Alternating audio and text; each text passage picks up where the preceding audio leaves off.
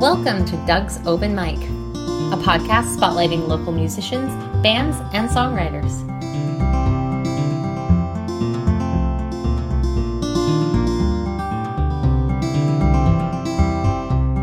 Hi there, everybody. DUG here, back at Doug's Open Mic for yet another episode. This episode, I have my buddy Joe Berglund. He's a regular at The Social, which we've talked about a number of times, most notably with Craig Edwards, episode 7, I believe. So, Joe, how you been? Pretty good, Doug. Yeah, saw him last night as we speak. It was pretty good.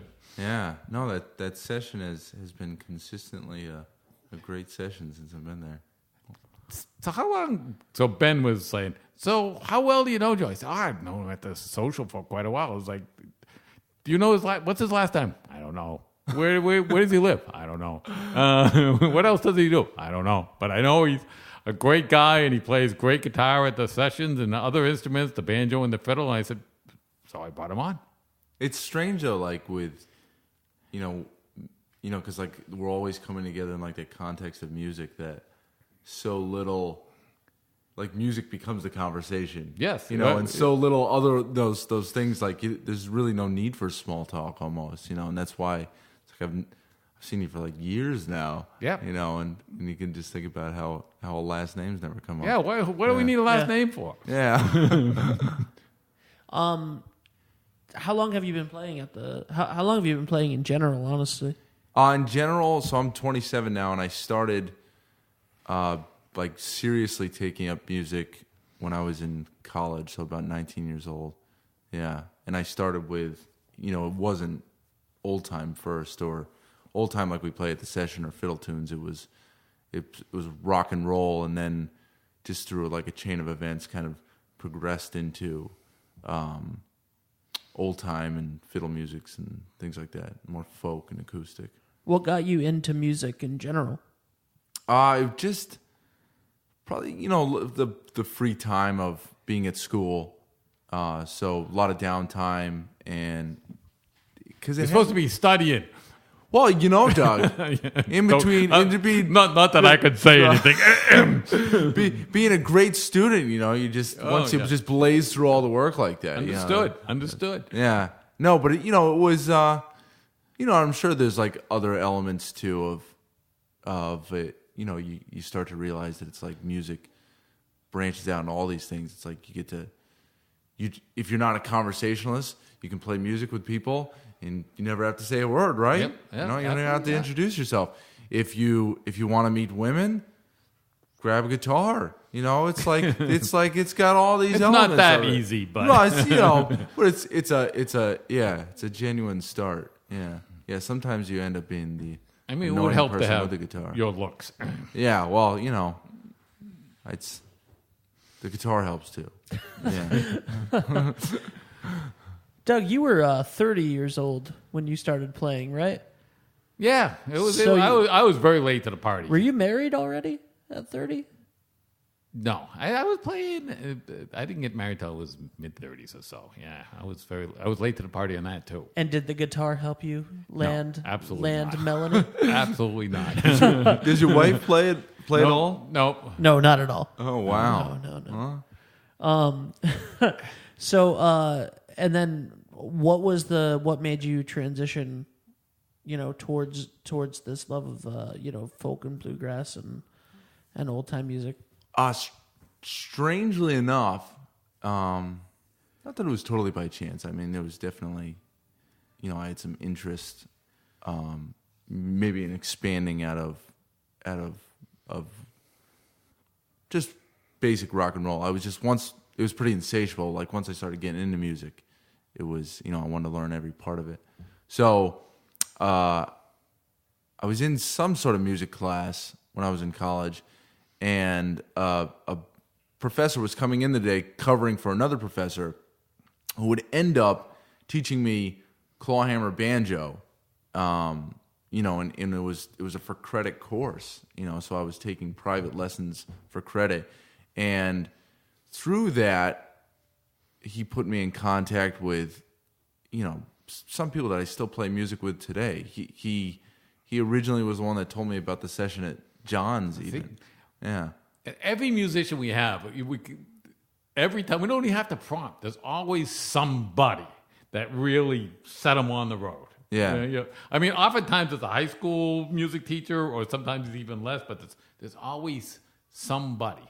And I like to say that a lot of musicians, including myself, you kind of stumble around and, just till you find what you love. Just try different things, and all of a sudden, one day you'll just run into something and you go, oh, that's me. That's what I want to do. Yeah. No, and in kind of the strangely enough, I like explain this to people all the time, is that it wasn't that I had this like inclination just automatically towards folk and old time. It was the fact that it was super social music, and it was kind of like the conduit through which I could find, community of people constantly that were playing. And then, I found out later on you can basically travel one end of the country to the other, and there's festivals, where people are all getting together. Super social music. It's totally ubiquitous. It's everywhere. It could have been jazz, it could have been classical music, but it ended up being old time. Yep. And it's very acoustical, so it's not loud, and so people can have conversations with it. Yeah. Have you done any traveling? Quite a bit, yeah. In the past, I started like my first cross-country trips while I was still in college, but the past like 4 years, I've been going back and forth between the West Coast and play music out there. And it started out as just like chasing festivals, but I ended up getting linked up with like a community of people out there, and I play music and go back and forth to like play professionally with them. Yeah. So, oops, I didn't mean to. So you mentioned clawhammer banjo. So a lot of people think that there's just one technique on banjo, and what they're kind of used to listening to was what I would call bluegrass banjo. Sure. So educate the people the difference between clawhammer and bluegrass. Yeah, I mean, I suppose the simplest way is I can use this banjo here to demonstrate. So, not that it's so crazy removed, the two styles of music, but old time and bluegrass, but that kind of Johnny Cash boom chuck feel that gets sped up for like dance tempo, that boom chuck boom gets translated, when they teach you clawhammer banjo, into what's called like a bum diddy style, and that's the bum diddy. So that basically you use that. That's a clawhammer strum, absolutely at its most basic element, and from that, all the other things all the other melody things will extend out of that. So that's clawhammer. Its most basic is that form. It's leading with a finger, a downstroke across a brush, and then as you're moving your hand away, you're grabbing that fifth string, the short fifth string that acts like a drone, basically. In bluegrass, even though I don't play Scruggs style, it's relying on rolls. So it's all that it's rather than just the more rhythmic brushing and that bum diddy, it's rolls that are you're creating. You're still all within that framework of that bum diddy boom chuck feel, but you're playing around with the melody in a different way. That there's the rolls are more important than any sort of overarching rhythmic. And if you ever get with some bluegrass banjo players together, that's all they talk about is their rolls. Yeah. But yeah. I mean, that's they're the rolls. So anyways, you got the banjo, so give us a song. I certainly can. Strangely enough, I probably won't play this claw hammer, but I do play a certain technique that's like a 3-finger technique. So.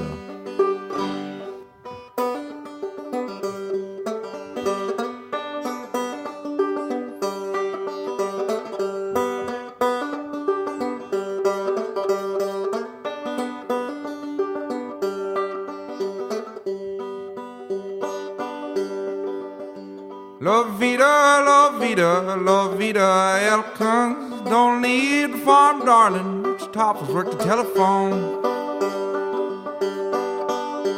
Hey, Lindley, hey, old Lindley Don. Vita's gone rambling. Rich Topples work the telephone. Young sooner, darling, don't leave the farm. Which Topples work the telephone.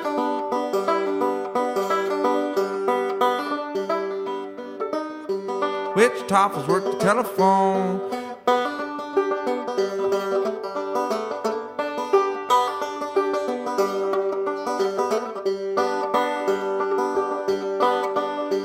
Joe Benson, your daughter is gone. She took all her dresses. Which Topples work the telephone. Hey Myrtle, Pulis. It's all in the letters. Which Topples work the telephone. Young sooner, darling, don't leave the farm. Which Topples work the telephone.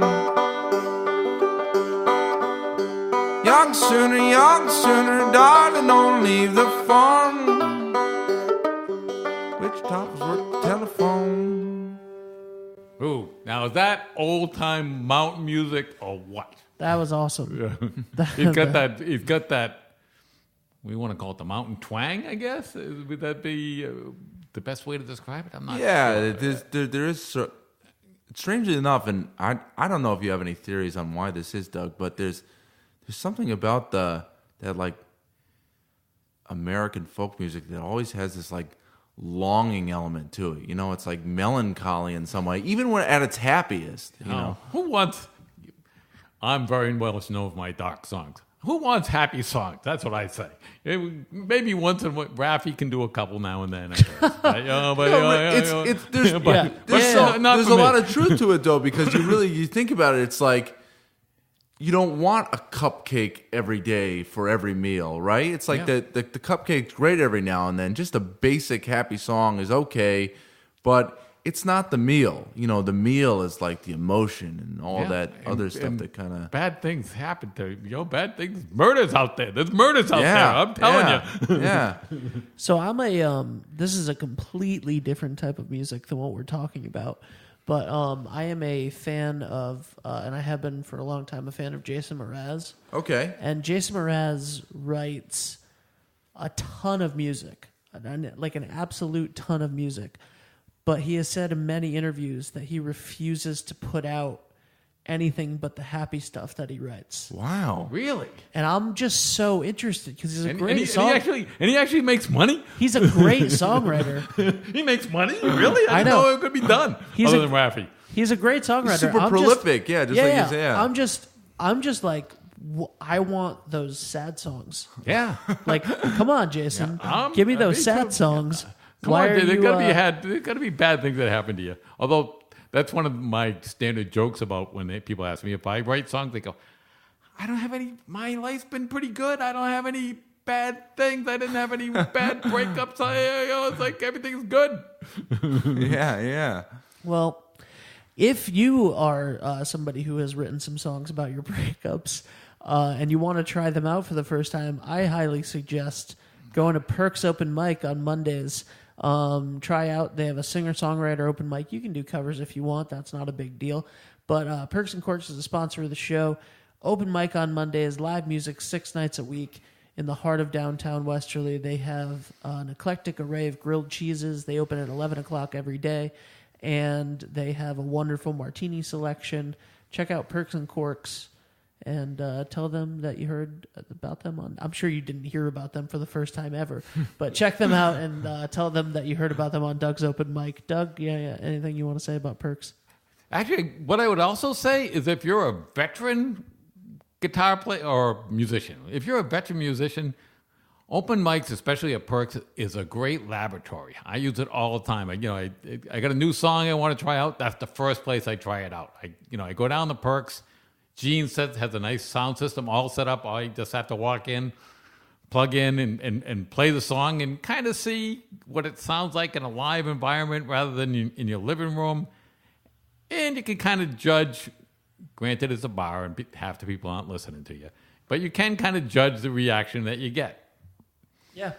All right. So now that the shilling part of the podcast is done for now, Joe, where do you get your material to write? How do you write a song personally? It varies, but so like in that instance, that song stemmed out of just a bit of family history. So I have a grandmother, Leveda. She's the one I'm singing about in the song. She grew up on a farm in Oklahoma, and when 18 came around, she left. She flew the coop, and one of the first stops on the way, was Wichita Falls, where her and her friend Mary went, and they worked for the telephone company. Yeah, so it's not every great story too. Obviously it depends on the songwriter, but you can't always jam them into a song the way you want to. But sometimes the melody and the content fall together and kind of click together really nicely. I mean, yeah, that whole the melody, the feel, the genre even of the song was perfect for that story that you were telling. Yeah. So that was awesome. No, it's funny. It's funny you say that too, because you can think about with every genre of music, the music is just as much an indicator of mood as the lyrics, right? So, and even to some extent, you can like play around with those expectations too, where you've heard songs before, I'm sure, that they kind of have an upbeat feel to them, but they're really dark. The happy song with the happy music with the dark, dark lyrics. Yeah, because we really do have this idea about there's for Western ears, there's like that is sad for most of us. That minor chord feels like something. Chords. Yeah, I love minor chords. Just the same way that major feels, it's not as deliberately sad or angsty or whatever the case is. Like there's that feeling is there for a Western ear, so you can play around with it. And there's a lot of cool things you can do. So I got a request for a song since we only get time for like two or three at the most. Yeah. So how about that one you played? That it's probably a cover, but it's probably so old. Which one? Matter. The rocking chair one. Oh my gosh, absolutely, yeah. Would you do that with a banjo? Or would you do that with the guitar? You usually do it with the guitar, but banjo. I can play it on whatever instrument you'd prefer. I in my mind it's guitar. I'll play it on guitar. All right, and we have another ad that we can go through while you get that. While you get that out. This episode of Doug's Open Mic is also brought to you in part by Mystic River Acupuncture, ancient medicine for a modern world. Come try their safe and effective methods to improve your physical, mental, and emotional well-being. Use this for prevention or quicker healing from illness. The clinic offers a wide range of services from acupuncture, Chinese herbs, and therapeutic massage to non-needling methods such as cupping, magnet therapy, and so much more. Mystic River Acupuncture is conveniently located in the city of Groton near I-95, Route 1, and Thames Street. For more information, call 860-448-6766 or visit mysticriveracupuncture.com. They have a senior day community acupuncture clinic, and they've been in business for over 30 years. And there's also something very, very, very unique about Mystic River Acupuncture, specifically for musicians. Doug? So I've known Kate for a long time. Joe knows her too. That is true. That's true. For a long time, I knew her as Concertina Kate because I didn't know her last name either. Yeah, and you didn't know she did acupuncture, right? Yeah. She does acupuncture. And again, since she's a musician, she knows the various musician ailments, and she can fix you up if you. I say it every podcast, but I just think it's funny that I've seen her take musicians in the back room and give them a treatment like right there. Yeah. She's skilled at what she does, among our many other talents of being a great musician, too. Yeah. So check them out, mysticriveracupuncture.com. So this one, Red Rocking Chair, a lot of old time is built around sources, and truthfully, I don't know the source that most people call upon for it, but I can tell you where I heard it first. I was doing some traveling, and I was at a session in Asheville, North Carolina, when I heard this played this way for the first time. Do you want a little harmony with it, or yes, no, maybe? Absolutely, yeah. Do you have your guitar too, Doug? No. He's so sad. But yeah, absolutely. Yeah. If you know the words, Doug. I do.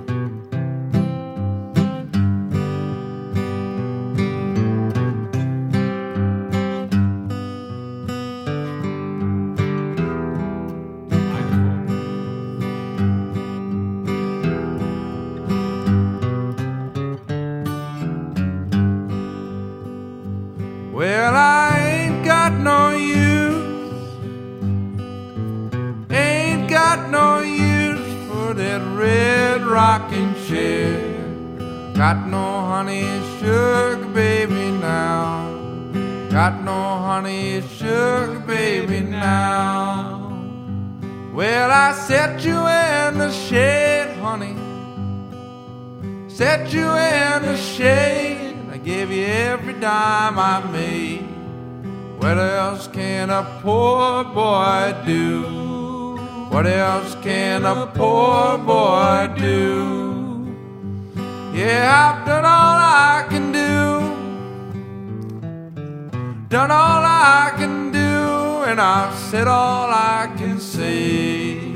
Send it to your mama next payday. Send it to your mama next payday.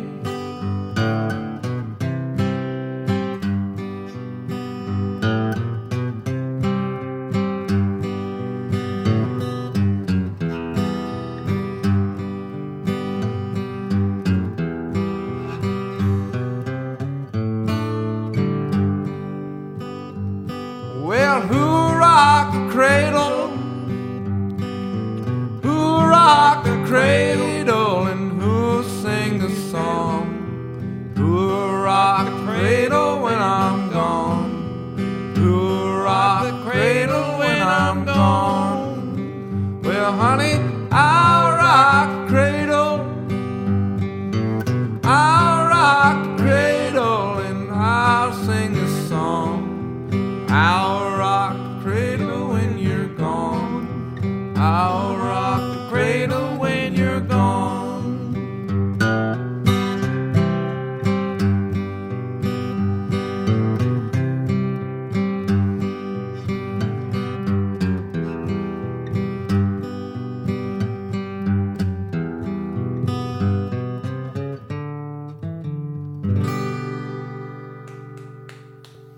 That was awesome. I like that, Mr. Ben. I loved that. That was great. Wow. So Asheville. You were in Asheville. Yeah. How was that? Asheville, from an old time perspective, in that greater region that surrounds it, there's kind of like a, can almost imagine like an old time triangle, if you wanted to, of Southern Virginia, North Carolina, Eastern Tennessee. That's been super influential, for the music. So, it's Asheville, sits at, it's a, like a urban center within all that. So it's a mecca for just anybody kind of seeking out the music, and it's a great place to get together with a lot of really awesome musicians. You know, that's the other cool thing about old time too, is like, you know, I'm sure you've experienced, Doug, is like there's the old time celebrities, but you know, not in the way that a celebrity exists in any other genre of music, because you can find yourself at a festival sitting next to, you know, the most influential modern players. It happens like that. It's that level of sociability in the music, you know, and ease of access to these people, which is really cool. That is really cool. So did you go to Clifftop this year? No, I don't think No. so. No, I didn't. you were at the great social cover session. Yeah, that's right. Yeah, we were there together. Yeah. We were off the leash, as We were as off like the to leash. say. The old time police were all away. Yeah, we were giving it our best. Yeah, that was pretty great. Yeah. What would be your what's your favorite? Because you obviously play different genres now. So what is your favorite thing to play or to write? You know, to play and write. What is your favorite thing to play when you're playing out with people? And then what is your favorite style to write in? Ooh, this may be like an awful answer to that, but this is the most truthful way I can say this. I'm really big about the greater composition. Like, I love to think about it that way. So, I do have personal favorites depending on, you know, like if I were playing a square dance, I would probably want to be playing fiddle or guitar, just right off the cuff. That's what I would say. But if there were already a fiddler there and already a guitar player, I have no problem. I love picking up a banjo to fill that out, you know, or to play bass to fill that out. I love the idea of making a big, complete sound, you know, whatever instrumentation that calls for.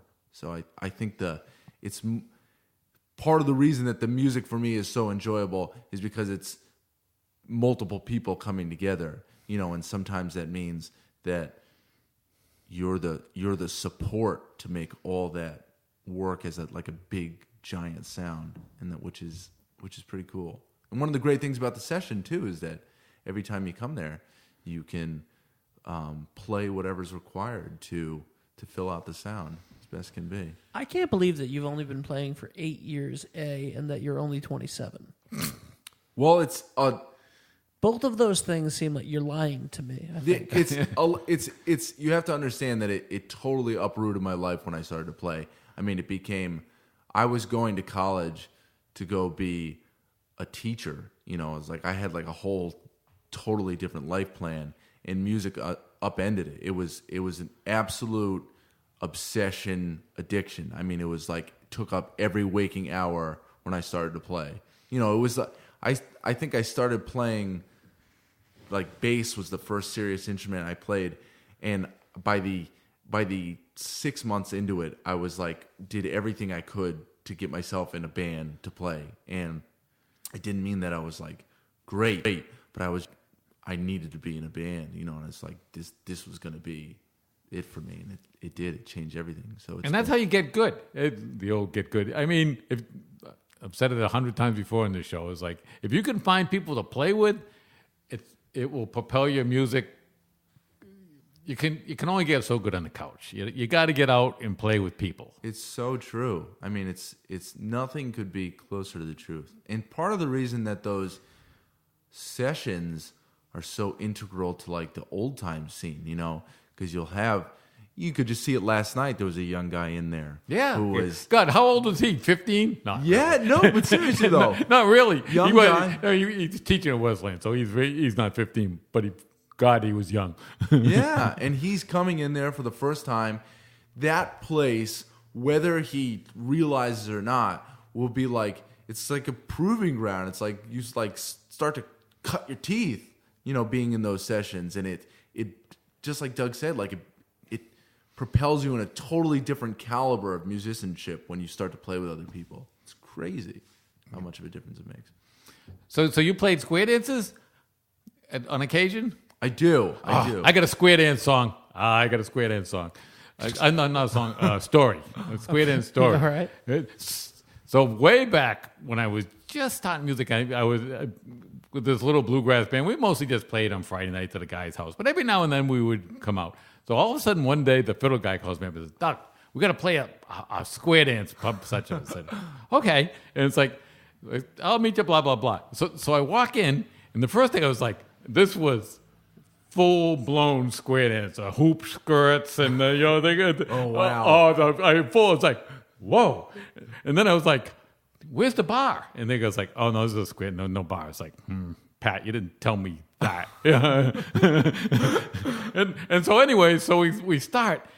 And one thing about square dances, especially this one, it would start this song, and we would play one song forever. I mean, literally 10 minutes, because we'd be going along. And I was like, all right, it's going to end now. And then all of a sudden the square dance guy would go, Alabama left. And I go, here they go again.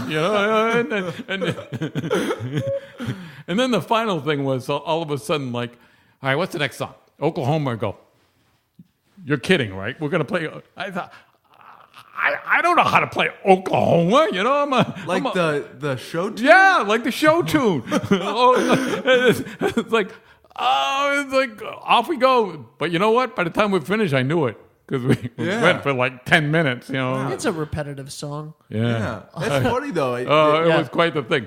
And afterwards, we got paid. All of us was like, Pat, what? I'm going to the bar and you're buying all the drinks. That's my story. All right. Well, unfortunately, it's already over 30 minutes. So, Joe, where can people find you? Do you take bookings? Can people find your music anywhere? Yeah. Truthfully, when I was in college, I played with a string band, so I still use, even though that string band is more or less extinct. There's a Facebook page. It's Thread City String Band. Thread City being like Willimantic. I went to college in Eastern, and that's a Facebook page that you could contact me through. Also, by way of Instagram, the handle is at barjaybar, BARJAYBAR. Those are probably the two easiest ways to get me. Otherwise, I do play at farmers markets around here on Wednesday, this Wednesday, I believe. I don't know if this will be out in time. Probably not. Probably not. Well, I don't know. Oh, I'm trying to think of what the next gig would be beyond that. But anyways, don't put the gig because these things, who knows, and they, they're going to be archived, so somebody could be listening to this a year from now. So, yeah. So hopefully, it's possible. Keep your eyes out. And I played a lot of local farmers markets around here during the summer, and I'll be out west for the winter. So maybe you'll see me out there too. Yeah. And again, if you're having trouble finding them, just get in touch with either Ben or me, and we will hunt them down.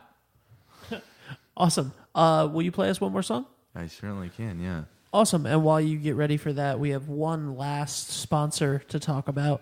Another wonderful place to do an open mic in town is Ashaway's Boneyard Barbecue.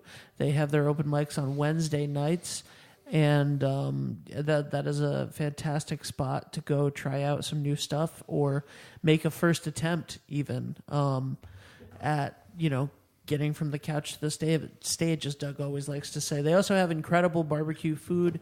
Doug talks endlessly about their wasabi wings. They have wing specials. They have DJ trivia on Tuesday nights, karaoke 2 nights a week as well, and tons of other entertainment and specials, and they're just a fantastic place. Doug, you want to say anything about I also had their Boneyard fish and Barbecue? chips there a couple times, and it was very good. And the other thing different about their open mic compared to most of the other ones is they start early. They start like 7 o'clock. So, I mean, Perks doesn't start till 9:30. So if you want to get to bed by like 9 or 10, maybe the Boneyard's for you. Awesome. All right. Check them out. Boneyard Barbecue in Ashaway. Tell them Doug sent you. Joe, it's all you. Yeah, and thanks again, fellas.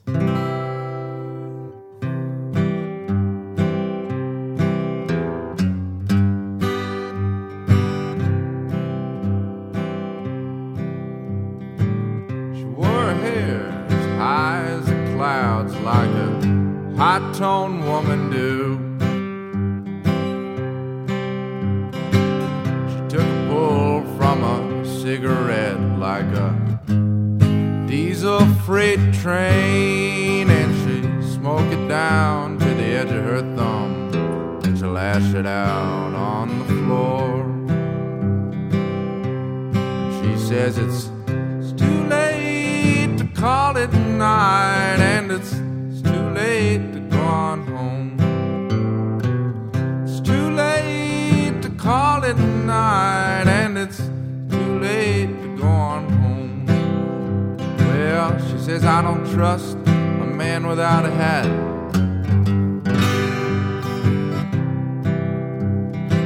Nah, she tells me that I don't trust a hat without any cattle.